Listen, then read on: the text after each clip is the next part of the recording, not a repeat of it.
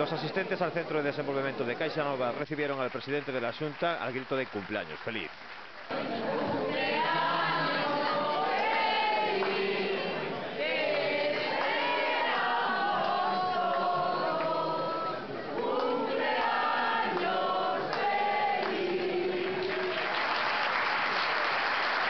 Alberto Núñez, presidente de la Xunta de Galicia, y el PP gallego protagonizó esta tarde el debate popular que organiza el Partido Popular de Ourense. Con el título Galicia, principio de destino, abordó diversas cuestiones de actualidad durante una conferencia coloquio en la que los asistentes preguntaron sobre algunos de los temas que más preocupan hoy en día.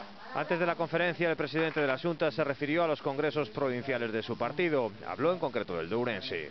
No Partido Popular de Ourense faremos o mellor que nos interese, empezando por escoitar o señor Baltar, e o señor Baltar e eu falaremos desto como falamos de mil cousas, e despois serán os compromisarios os que decidan en función de se hai unha ou dúas candidaturas ou varias candidaturas.